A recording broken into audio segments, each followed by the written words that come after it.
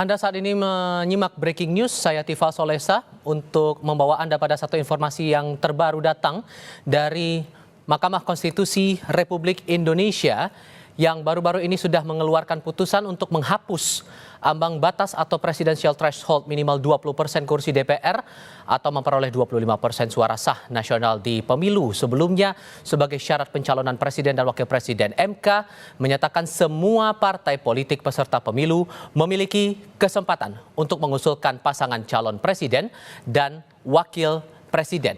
Untuk Anda yang mengikuti Breaking News kali ini, kami juga akan menyampaikan rilis terakhir yang disampaikan oleh Mahkamah Konstitusi Republik Indonesia melalui situs resminya di mkri.id. Ini disebutkan dalam rilis terbaru pada pukul 15.48 waktu Indonesia bagian Barat hari ini 2 Januari 2025 disebutkan bahwa ambang batas minimal persentase pengusulan pasangan calon presiden dan wakil presiden atau presidential threshold sebagaimana tercantum dalam pasal 222 Undang-Undang Pemilu dianggap tidak hanya dinilai bertentangan dengan hak politik dan kedaulatan rakyat, namun juga melanggar moralitas, rasionalitas, dan ketidakadilan yang intolerabel serta nyata-nyata bertentangan dengan Undang-Undang Dasar 1945. Dan kali ini kami akan coba bahas terkait dengan putusan yang dikeluarkan Mahkamah Konstitusi Republik Indonesia.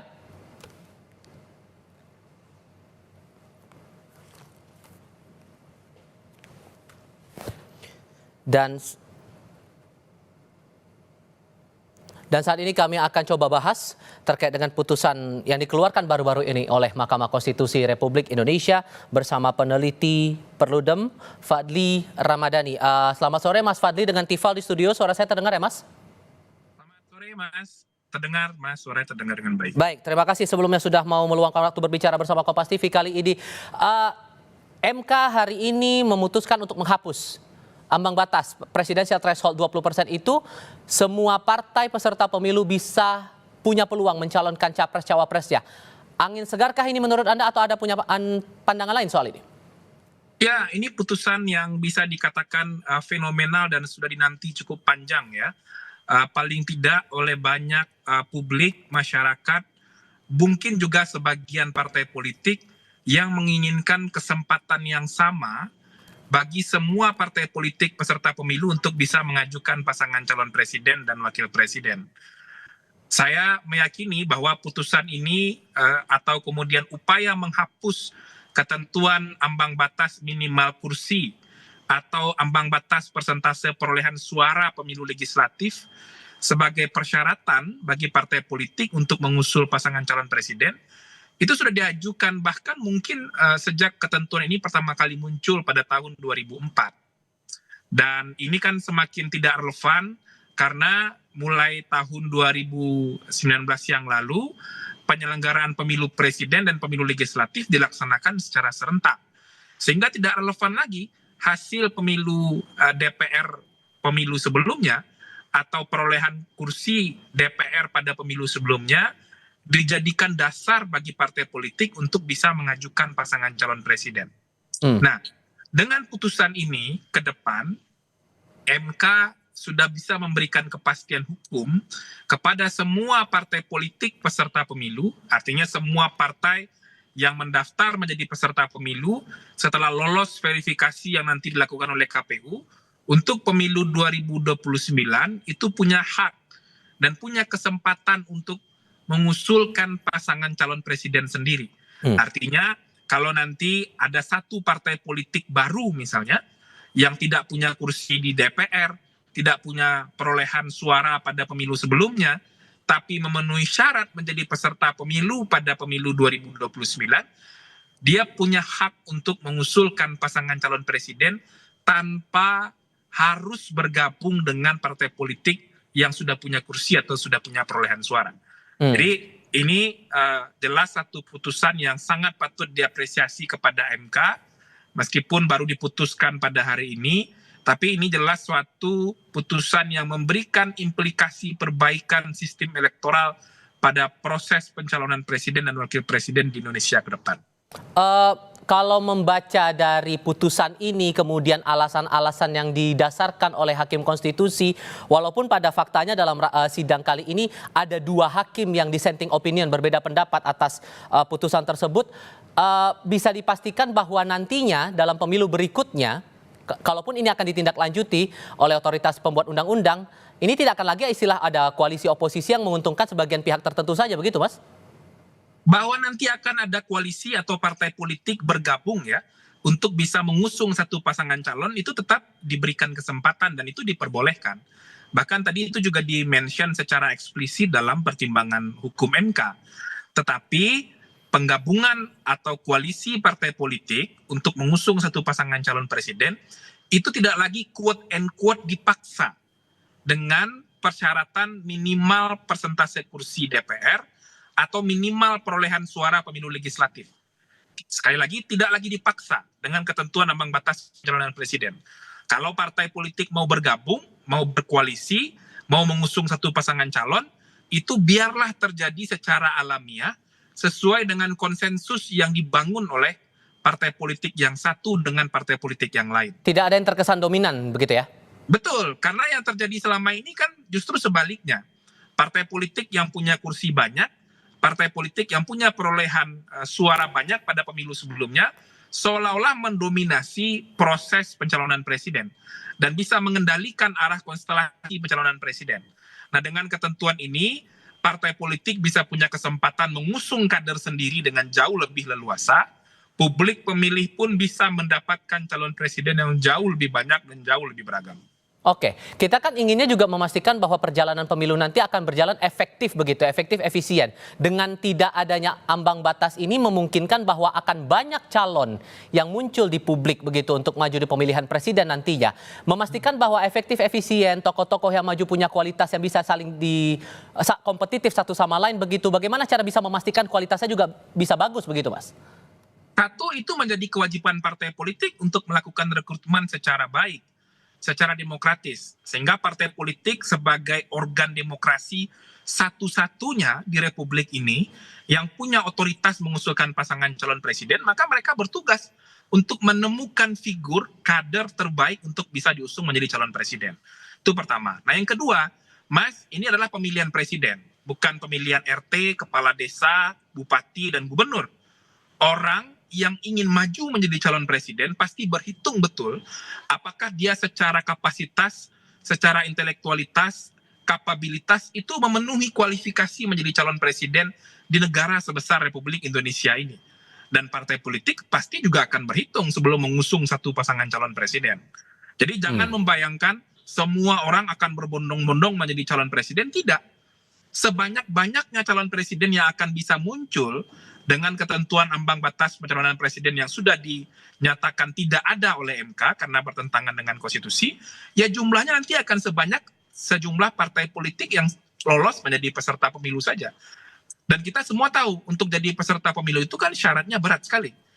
Harus punya kepengurusan di semua provinsi, harus punya syarat keanggotaan di 75% kabupaten kota di setiap provinsi, punya kepengurusan, punya basis organisasi yang baik. Nah, itu tidak mudah. Nah, makanya perbaikannya juga mesti menyeluruh. Partai mesti memperbaiki pola kaderisasi dan rekrutmen politiknya. Kemudian proses verifikasi menjadi peserta pemilu juga sudah sangat ketat. Dan itu sudah dilaksanakan dan mesti dilaksanakan dengan baik. Jangan dimanipulasi lagi seperti pemilu 2024 yang lalu. Nah, ini yang akan memberikan perbaikan yang jauh lebih sistemik ya terhadap proses pencalonan presiden. Dan Anda tadi sudah sempat menyinggung masalah pembelajaran kita di pemilu 2024. Terlepas bahwa putusan ini sepenuhnya pertimbangannya datang dari para hakim konstitusi, tapi Anda merasa hakim konstitusi ini juga mendasarkan putusannya dari pembelajaran dari Pilpres sebelumnya? Pasti. Saya yakin betul bahwa fenomena pencalonan presiden pada tahun 2019 dan tahun 2024 itu mempengaruhi perubahan konfigurasi sikap hakim konstitusi yang ada sekarang. Karena kalau dibandingkan dengan, ini kan bukan permohonan pertama, Mas. Kalau kita lihat permohonan terkait dengan ketentuan ambang batas pencalonan presiden, khususnya pasal 222 Undang-Undang Nomor 7 Tahun 2017 tentang pemilihan umum itu sudah hampir 35 kali diuji ke MK.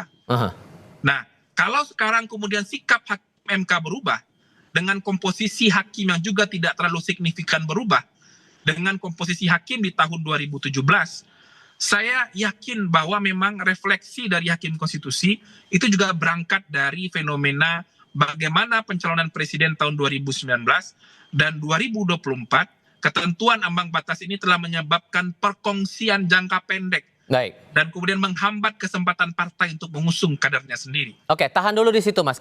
Sambil kita lanjutkan nanti setelah kita dengar pernyataan dari Hakim Konstitusi dalam sidang hari ini yang memutuskan menghapus ambang batas Pak presidensial untuk pencalonan capres dan calon wakil presiden di Mahkamah Konstitusi. Kita coba simak.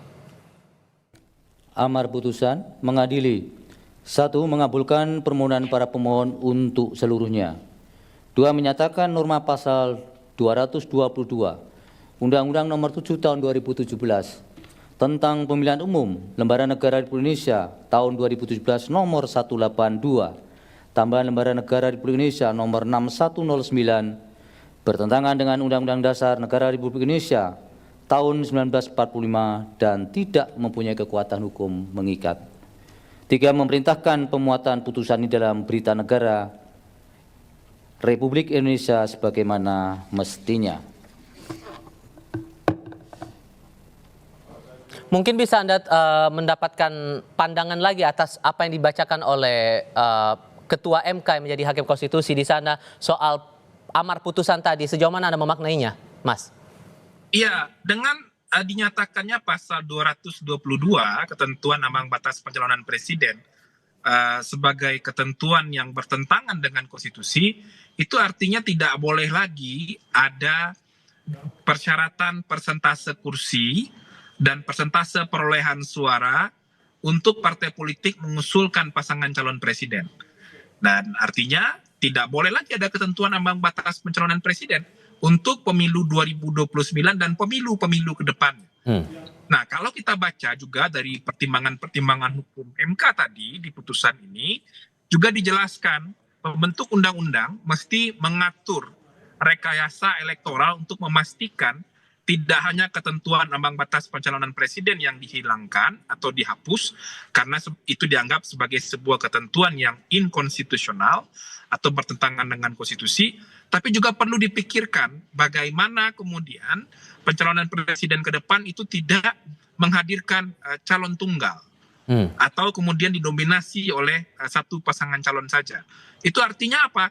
Perlu juga pengaturan ketentuan ambang batas maksimal jumlah partai politik yang boleh mengusung satu pasangan calon. Nah, jadi ada PR rekayasa elektoral juga ya ke depan yang mesti dipikirkan oleh pembentuk undang-undang. Nah, itu juga dipertimbangkan tadi oleh MK. Bagaimana kemudian partai politik wajib menentukan sikapnya untuk mengusung satu pasangan calon dalam momentum pemilihan presiden dan wakil presiden. Jadi, jangan partai politik menjadi tidak mau mengajukan pasangan calon presiden sehingga nanti ada calon tunggal dalam pemilihan presiden. Itu juga sesuatu yang dipikirkan dan ditimbang oleh MK dalam putusan tadi. Oke, tapi di sisi lain kami juga mencermati begitu pernyataan dari Ketua Komisi 2 DPR saat ini yang menyatakan bahwa ada rencana untuk membuat omnibus law politik begitu. Dengan merujuk dari putusan ini, Mas, apakah sejauh mana Anda berharap putusan MK ini bisa dielaborasi, bisa ditindaklanjuti oleh DPR, terutama dengan rencananya untuk membuat omnibus law politik itu? Iya, penggabungan ketentuan peraturan perundang-undangan, terutama di level undang-undang, yang berkaitan dengan ketentuan undang-undang penyelenggaraan pemilu, dan bahkan mungkin berkaitan dengan undang-undang partai politik, itu satu gagasan yang menarik untuk didiskusikan. Dan apa yang disampaikan oleh Komisi 2 misalnya, terkait dengan gagasan omnibus atau kodifikasi undang-undang pemilu, itu mesti segera dimulai inisiasinya. Artinya simulasi, pencermatan, pengkajian terhadap sistem penyelenggaraan pemilu ke depan, termasuk salah satunya terkait dengan sistem pencalonan presiden ini, mesti mulai dibahas dari tahun 2025 ini. Nah, kita berharap ke depan dalam tahun 2025 atau selambat-lambatnya di awal tahun 2026, semua ketentuan peraturan perundang-undangan yang berkaitan dengan pemilu itu sudah selesai, sehingga nanti suasana kebatinan yang mulai dipengaruhi oleh aroma kontestasi di 2029 tidak terjadi dalam proses pembahasan undang-undang pemilu. Nah, dan putusan MK ini wajib untuk diakomodasi begitu? Pasti, karena putusan MK kan sifatnya final dan binding. Putusan yang pertama dan terakhir dan wajib untuk ditindaklanjuti oleh pembentuk undang-undang. Oke. Kalau ini kan sudah keluar putusannya begitu, sifatnya final and binding, final dan mengikat. Tapi kalau Anda menangkapnya akan sejauh mana dinamikanya secara politik, membaca dinamika politik sekarang, merujuk dari putusan hari ini akan sedinamis apa berikutnya nanti, Mas? Ya, pro dan kontra pasti terjadi ya. Ada partai politik yang merasa diuntungkan dengan putusan ini. Ada juga partai politik yang mungkin merasa hegemoninya akan terganggu dengan syarat pencalonan presiden tidak lagi menggunakan persentase kursi. Tapi bagi saya itu akan menjadi sebuah proses pembelajaran saja untuk perbaikan kerangka hukum pemilu ke depan. Yang pasti MK sudah memberikan semacam batasan konstitusional bahwa ketentuan ambang batas pencalonan presiden dengan menggunakan persentase kursi dan perolehan suara pemilu legislatif sebelumnya tidak boleh lagi diberlakukan. Bahwa misalnya ada syarat yang jauh lebih ketat untuk partai politik bisa menjadi peserta pemilu, itu mungkin sesuatu hal yang bisa saja diterapkan gitu. Oke, kita akan coba lanjutkan lagi di segmen berikutnya, mengulas lagi lebih lanjut soal putusan MK ini. Saya harap Anda tetap bersama kami ya Mas ya, kami akan lanjutkan lagi breaking news sebentar lagi.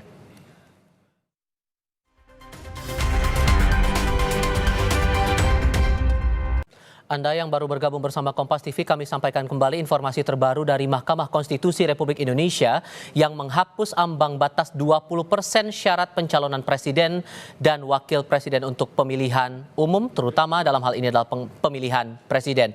MKRI menghapus ambang batas atau presidential threshold minimal 20% kursi DPR atau perolehan minimal 25% suara sah nasional di pemilu sebelumnya sebagai syarat pencalonan presiden dan wakil presiden.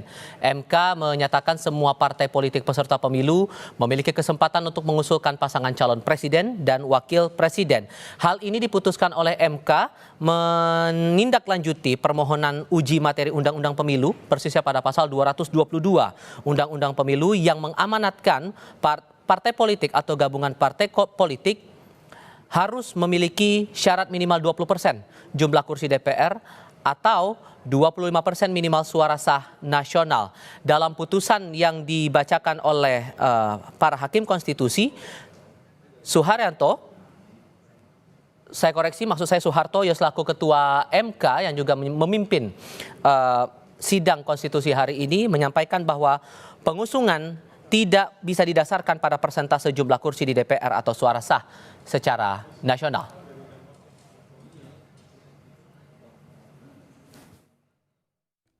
Amar putusan mengadili: 1. Mengabulkan permohonan para pemohon untuk seluruhnya. 2. Menyatakan norma pasal 222 Undang-Undang Nomor 7 Tahun 2017 tentang Pemilihan Umum Lembaga Negara Republik Indonesia tahun 2017 Nomor 182 tambahan Lembaga Negara Republik Indonesia Nomor 6109 bertentangan dengan Undang-Undang Dasar Negara Republik Indonesia tahun 1945 dan tidak mempunyai kekuatan hukum mengikat. 3. Memerintahkan pemuatan putusan ini dalam Berita Negara Republik Indonesia sebagaimana mestinya.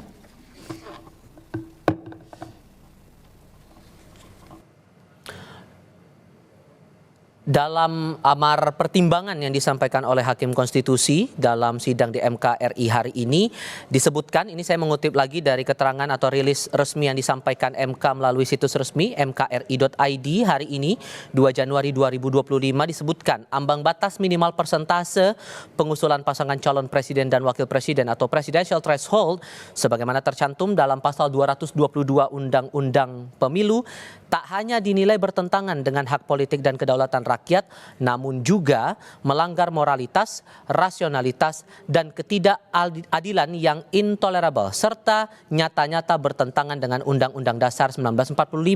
Alasan itulah yang kemudian menjadi dasar bagi Mahkamah Konstitusi untuk bergeser dari pendirian dalam putusan-putusan sebelumnya yang berhubungan lagi dengan uji materi terhadap Undang-Undang Pemilu persisnya yang menentukan atau mensyaratkan adanya ambang batas parlemen atau presidential threshold begitu untuk parpol dan gabungan partai politik untuk mencalonkan calon presiden dan calon wakil presiden. Lebih lanjut soal putusan MK yang dikeluarkan hari ini, kita akan tanyakan juga kepada Ketua Umum Partai Bulan Bintang Fahri Bahmid. Assalamualaikum Bang Fahri, apa kabar Bang? Assalamualaikum warahmatullahi wabarakatuh. Kabar baik. Terima kasih sebelumnya sudah mau bergabung bersama kami. Soal ambang batas ini yang dianulir oleh MKRI buat PBB, ini angin segar?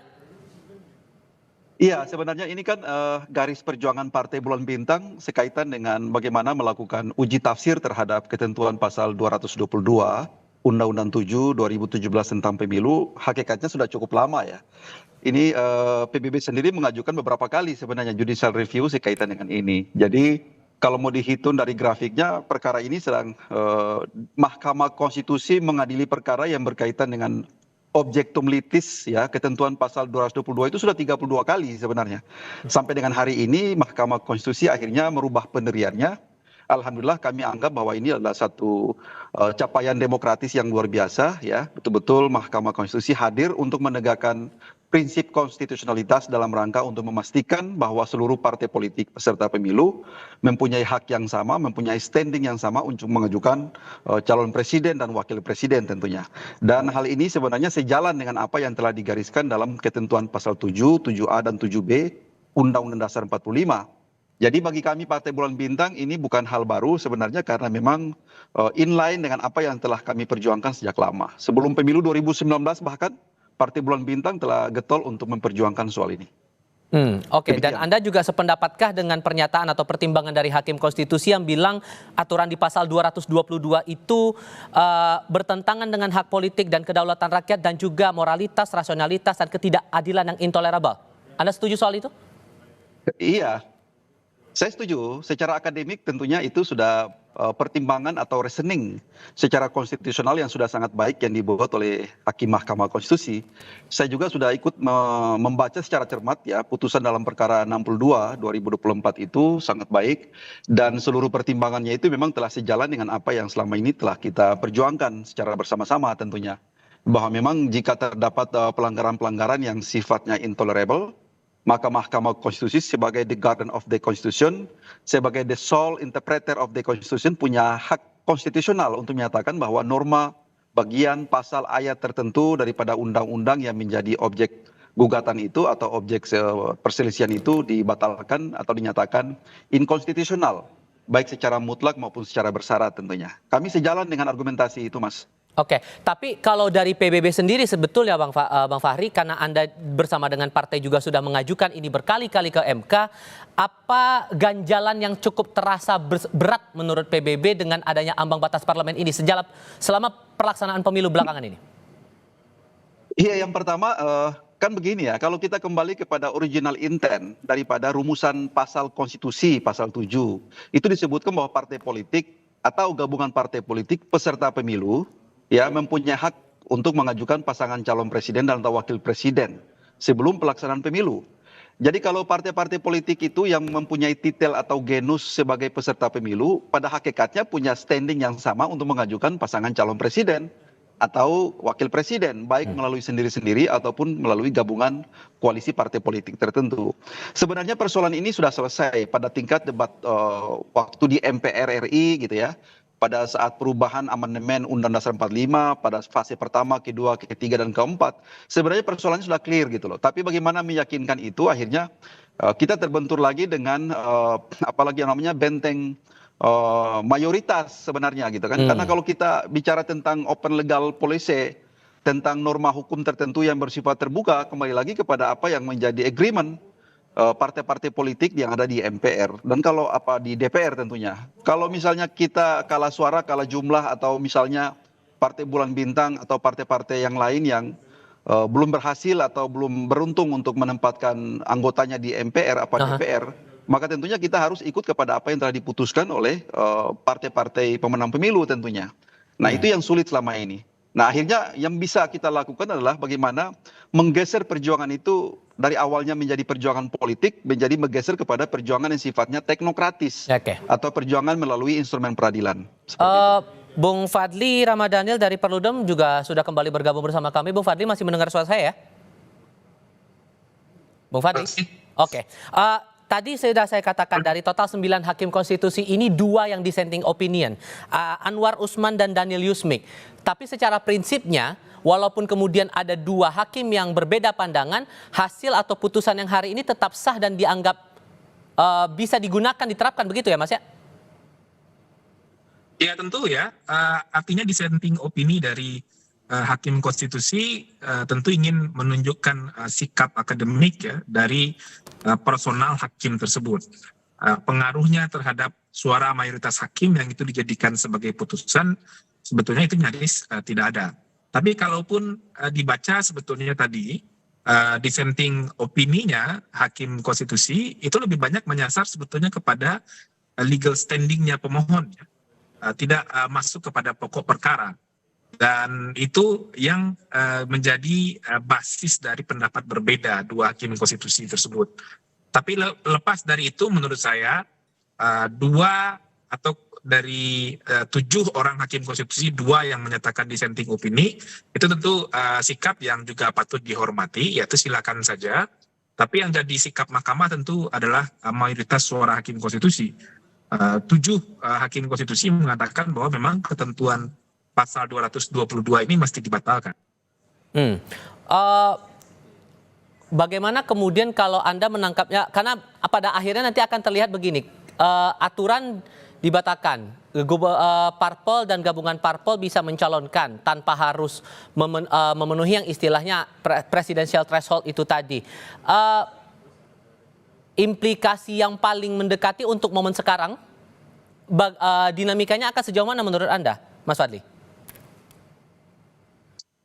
Ya untuk sekarang pasti nggak ada dinamika yang signifikan Mas. Karena tidak ada pencalonan presiden yang dekat. Pencalonan presiden nanti baru akan terjadi di sekitar tahun 2028 menjelang pemilihan umum tahun 2029. Itu untuk konteks langsung pada pengaruh pada pencalonan presidennya. Karena nggak ada pemilu dalam waktu dekat. Yang kedua, signifikansinya tentu saja nanti akan berpengaruh kepada pembahasan kerangka hukum pemilu yang digadang-gadang akan segera mulai dilakukan oleh Presiden dengan DPR. Karena kalau kita lihat pada prolegnas daftar pendek atau prolegnas prioritas, itu sudah ada perbaikan atau pembahasan terkait dengan undang-undang pilkada yang masuk. Artinya, kalau kita merujuk pada prolegnas prioritas tersebut, Oke, kita coba perbaiki dulu komunikasi kami dengan Bung Fadli Ramadhanil untuk bisa kita ajak lagi berbincang soal ini. Saya kembali lagi ke Bang Fahri Bahmit, Ketua Umum Partai Bulan Bintang. Bang Fahri, kalau Anda membacanya ini, oke, kalau sekarang sudah jadi sudah terpenuhilah keinginan teman-teman secara tidak langsung atas gugatan yang dilayangkan oleh Enika Maya Octavia ini, gugatan nomor 62 garis miring PUU strip 22 Romawi tahun 2024 ini dikabulkan permohonan tidak ada presidensial threshold. Cuman Anda merasa bahwa dengan tidak adanya presidensial threshold ini akan muncul tantangan baru untuk menuju ke pemilu berikutnya, walaupun sebetulnya ini kan sudah beres pemilu juga kan? Saya kira tidak ada ya, secara teknis tidak ada karena implikasi selanjutnya adalah bagaimana agar putusan Mahkamah Konstitusi 62 itu nanti ditindaklanjuti dengan payung hukum berupa amandemen terhadap Undang-Undang 7 2017 tentang pemilu.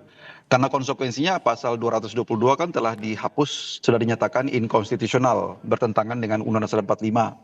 Sehingga dengan demikian selanjutnya adalah DPR bersama Presiden selaku pembentuk undang-undang harus segera melakukan revisi terhadap undang-undang pemilu itu sendiri untuk menata dan mengatur sejauh mana pengaturan yang berkaitan dengan pengajuan calon presiden atau calon wakil presiden tentunya.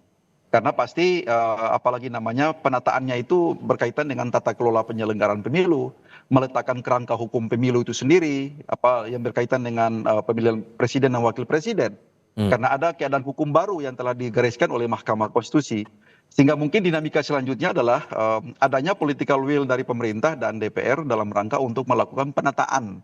Artinya undang-undang pemilu saat ini sudah harus banyak yang melakukan penataan, penyesuaian. Karena seperti yang kita lihat bahwa undang-undang pemilu itu sendiri itu sudah sangat banyak melakukan dibatalkan oleh Mahkamah Konstitusi. Sehingga memang membutuhkan satu rekodifikasi kembali melakukan penyesuaian kembali yang berkaitan dengan tata kelola penyelenggaraan dan pelaksanaan pemilu itu sendiri, baik untuk Pilpres, baik untuk Pileg, Pilkada, dan seterusnya, dan seterusnya. Nah, sepanjang menyangkut lebih pada persoalan penataan tentang sistem pemilu presiden, memang sudah harus mengadopsi putusan MK 62 ini, karena kenapa sebelumnya misalnya dengan skema dan apalagi namanya pengaturan yang diatur dalam rezim ketentuan pasal 222 itu telah dihapus. Dengan demikian konsekuensinya bagaimana partai besar dan partai kecil ini cara mengajukan pasangan calon presiden dan wakil presiden. Jadi proses pengkaidahan konstitusional itu yang harus diadopsi melalui satu perubahan undang-undang pemilu itu sendiri agar lebih implementatif seperti itu. Jadi putusan MK ini tidak lagi bias, tidak lagi menjadi deviatif di tingkat lapangan dan di tingkat operasional tentunya. Itu seperti itu kira-kira.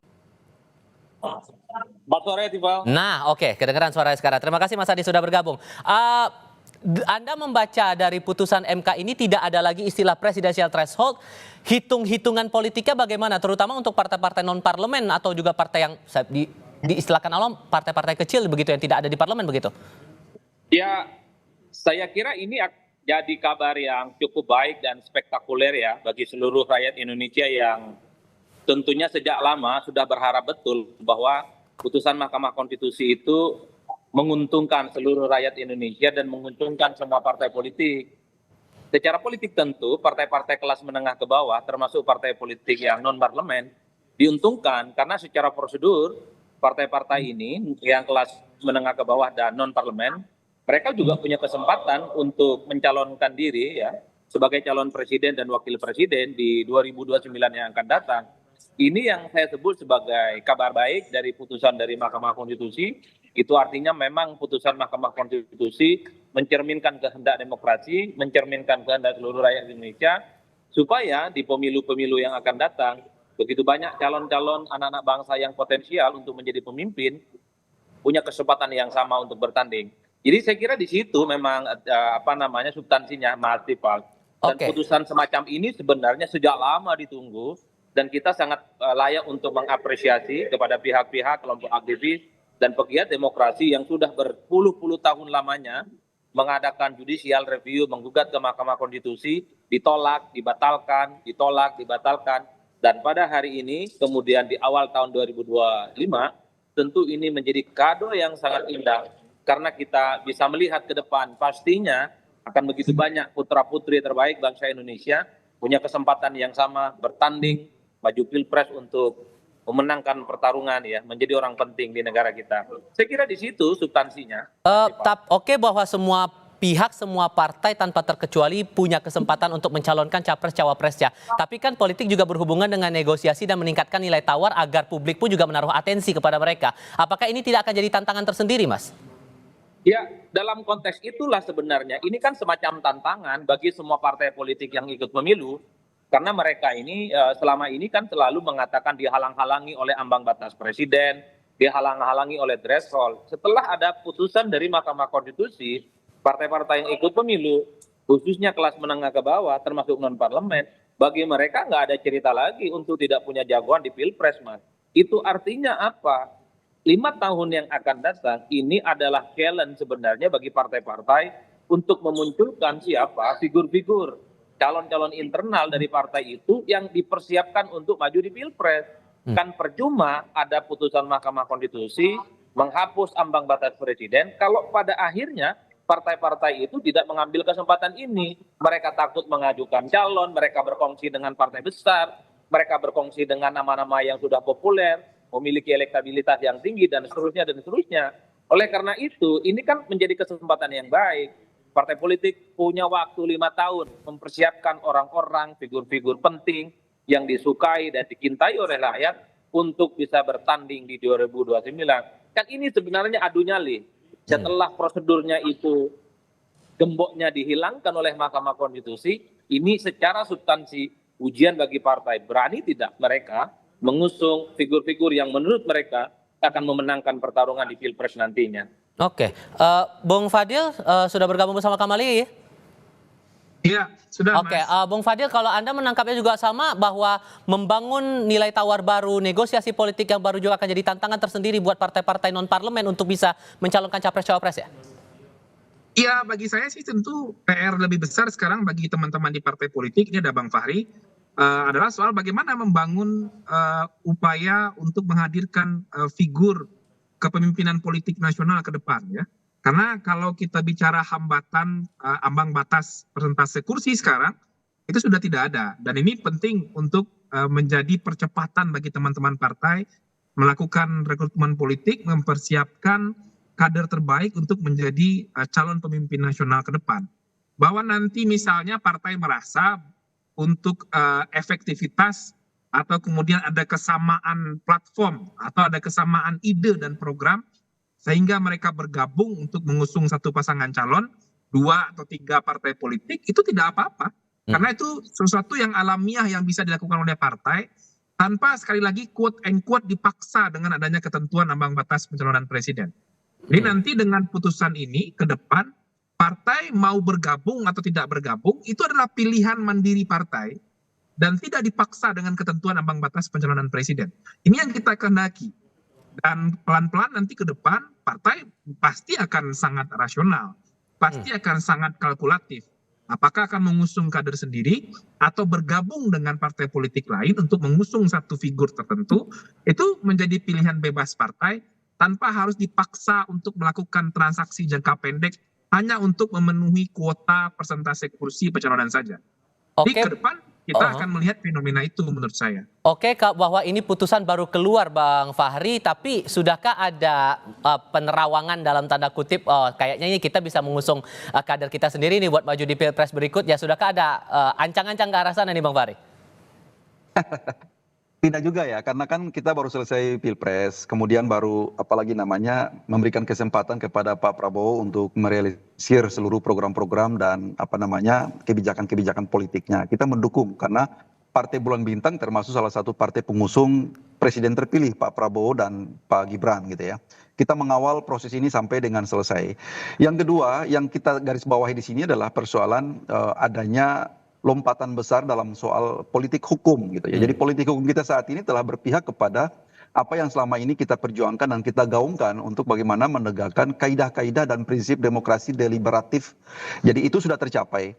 Hakim konstitusi setiap saat itu pasti ada perubahan paradigma dalam memandang aspek-aspek hukum yang berkembang. Jadi mazhab hukum saat ini yang digaungkan oleh Mahkamah Konstitusi, jujur saja karena kami orang-orang yang konsen di bidang hukum tata negara, saya sama Prof. Yusril, jadi kita sangat memahami kaidah-kaidah seperti ini. Jadi tentunya ini kami apresiasi bahwa putusan ini sangat luar biasa gitu.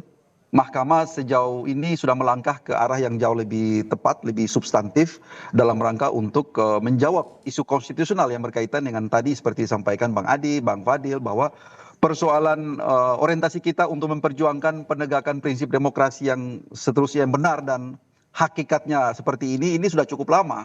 Persoalan mazhab hukum ataupun persoalan rezim pasal 222 ini bukan hal baru sebenarnya. Ini sudah cukup lama. Bahkan sebelum Pilpres 2019 ini sudah kita perjuangkan secara berkali-kali, terutama Partai Bulan Bintang.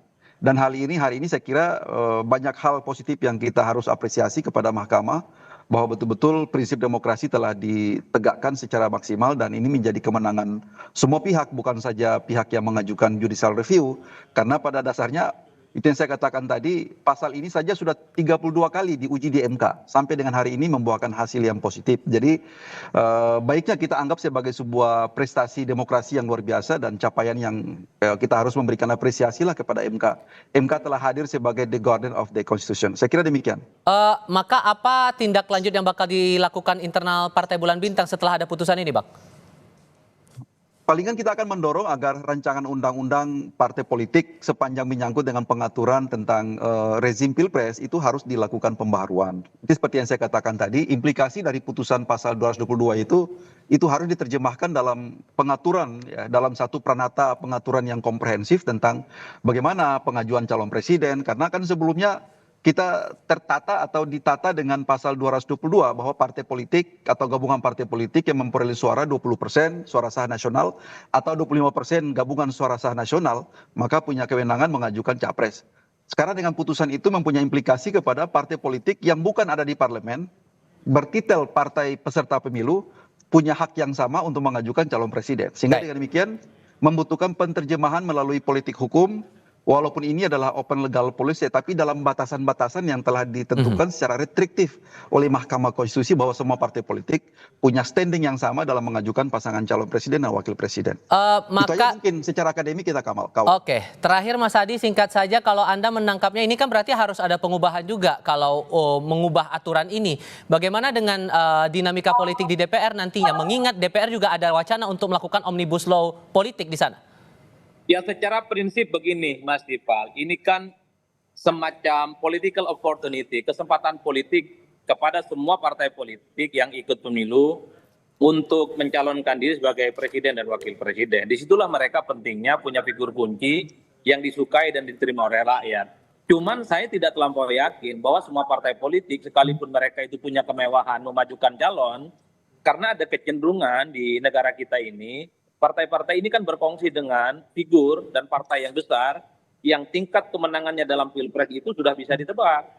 Betul misalnya seperti PBB, kemudian Partai Umat, Partai Gelora, mereka ini punya kesempatan mengajukan calon presiden dan wakil presiden nantinya di 2029, tapi karena tidak memiliki figur kunci, tidak punya jagoan yang popularitas dan elektabilitasnya tinggi, sekalipun punya kesempatan, mereka itu jauh lebih berkongsi misalnya dengan Prabowo, dengan Gibran, dengan Anies, ataupun calon-calon lain yang secara prediktif akan memenangkan pertarungan pilpres. Oleh karena itu bagi saya sebenarnya dua hal, kita layak menyambut baik dari putusan Mahkamah Konstitusi karena secara prosedur semua partai boleh mencalonkan diri, cuman saya tidak terlampau yakin partai-partai ini akan berani mengusung calon internal mereka atau siapapun yang diusung oleh partai yang ikut dalam pemilu. Karenanya kalau mau jujur sebenarnya sebagai bentuk apresiasi terhadap Mahkamah Konstitusi, partai-partai yang ikut pemilu mestinya maju mencalonkan diri sebagai calon presiden dan wakil presiden. Seperti Bang Fahri ini, majukan Bang, ada Pak Yusril di situ, ada Bang Fahri,